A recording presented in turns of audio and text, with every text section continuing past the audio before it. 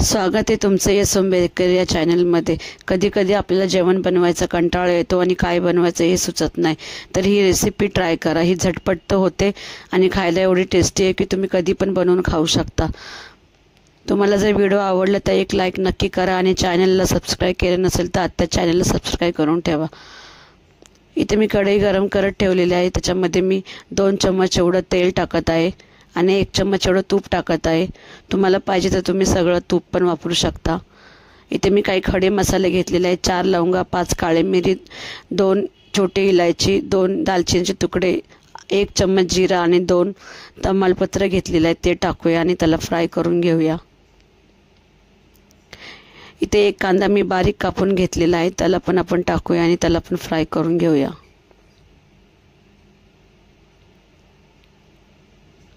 ही तुम्ही सकाळी टिफिनसाठी पण झटपट होणारी रेसिपी आहे। तुम्ही ही सकाळी घाई गडबडीमध्ये बनवू शकता। आता आपल्याला कांद्याला फक्त 2 मिनिटच फ्राय करून घ्यायचा आहे।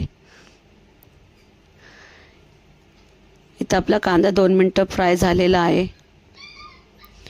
आता याच्यामध्ये 4-5 लसणाच्या पाकळ्या आणि 1 इंच आलं मी कुटून घेतलेलं आहे, ते टाकूया आणि त्याला पण चांगलं कांद्यासोबत फ्राय करून घेऊया। इथे आपण टोमॅटो राईस बनवणार आहे, त्यासाठी इथे मी 2 टमाटर घेतलेले आहेत आणि त्याला असे कट करून घेतलेले आहेत। त्याला आपल्याला जास्त बारीक बारीक कापायचं नाही। त्याच्यामध्ये मी 2 लाल मिरच्या टाकलेल्या आहेत। आता आपण त्याला मिक्सरमध्ये वाटूया। आता आपलं अद्रक लसूण हे चांगलं फ्राय झालेलं आहे। आता आपण जे टमाटर वाटलेलं होतं ते टाकूया। बघा, लाल मिरची टाकल्यामुळे आपल्या टोमॅटोला किती मस्त कलर आला आहे। तुमच्याकडे जर बेडगी मिरची नसेल तर तुम्ही याच्यामध्ये काश्मीरी लाल मिरचीचा अर्धा चम्मच पण टाकू शकता, पण टमाटरमध्ये वाटतानाच टाका। आता 2 मिनिटं आपण याला चांगलं परतून घेऊया। टमाटर आपलं चांगलं शिजला पाहिजे।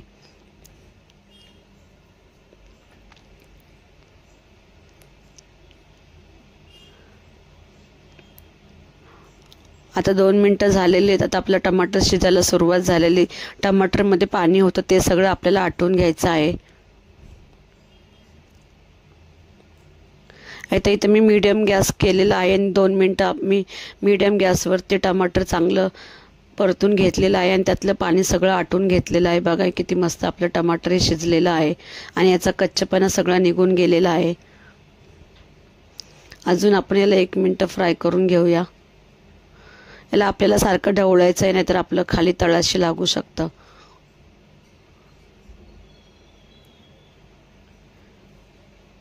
आता आपलं टमाटर चांगलं शिजलेलं आहे आणि त्याला तेल सुटलेलं आहे। आता आपण याच्यामध्ये काही मसाले टाकूया। 1/2 चम्मच एवढी हळद टाकली आहे, अर्धा चम्मच धनिया पावडर, 1 चमचा इथे मी लाल तिखट टाकलेला आहे आणि 1 चमचा इथे मी पावभाजी मसाला टाकलेला आहे आणि चवीनुसार मीठ टाकलेलं आहे। आता आपण हे चांगलं मिक्स करून घेऊया। पावभाजी टाकल्यामुळे आपल्या राईसला मस्त चव येते। तर मसाला आपल्याला चांगले हलवून घ्यायचे आहेत। आता फक्त मी इथे 2 हिरव्या मिरच्या कट करून टाकलेल्या आहेत आणि थोडीशी कोथिंबीर आणि थोडे पुदिन्याचे पाने टाकलेले आहेत। आता आपण हे चांगलं मिक्स करून घेऊया।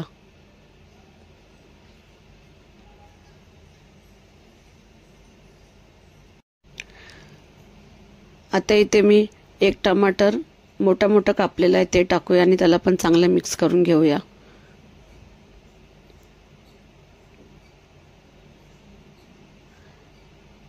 इथं ते मसाला मला थोडा ड्राय वाटत होता, मध्ये याच्यामध्ये 1 चम्मच एवढं मी पाणी टाकलेलं आहे आणि याला आपण चांगलं मिक्स करून घेऊया।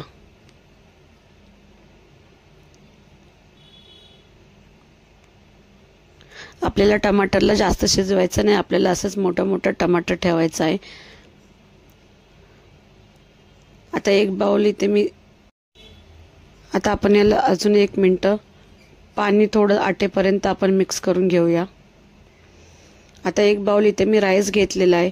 तुम्ही रात्रीचा उरलेला राईस असेल तो पण तुम्ही टाकू शकता। आता आपण याला चांगलं मसाल्यामध्ये आपला राईस चांगला मिक्स करून घेऊया। आपल्याला हलक्या हाताने मिक्स करायचं, नाही तर आपला राईस तुटू शकतो. बघा इथं किती मस्त आपला राईस मिक्स झालेला आहे आणि किती मस्त आपल्या राईसला कलर आलेला आहे आणि किती छान दिसत आहे आणि चवीला आता एक नंबर आहे. आता वरतून थोडंसं कोथिंबीर टाकूया आणि पुदिन्याचे पाने टाकूया आणि 2 मिनटं फक्त आपण झाकून वाफ काढून घेऊया. 2 मिनटं झालेले. आता आपण हे तळापासून चांगलं ढवळूया. बघा किती मस्त आपला राईस तयार झालेला आहे. हा झटपट तो होतो पण खायला पण एवढा टेस्टी आहे की तुम्ही कधी पण तुमचा जर भात उरला तर तुम्ही हाच राईस बनवून खाणार. आता वरतून अजून थोडी कोथिंबीर टाकूया. आता बघा किती मस्त आपला राईस झालेला आहे, एकदम सुटसुटीत आणि किती टेस्टी झालेला आहे. तुम्ही रेसिपी एकदा नक्की ट्राय करा. आता आपण ह्या प्लेटमध्ये काढूया. बघा किती मस्त आपला राईस तयार झालेला आहे. तुम्हाला जर रेसिपी आवडली तर एक लाईक नक्की करा आणि कशी झाली रेसिपी कमेंटमध्ये मला सांगा.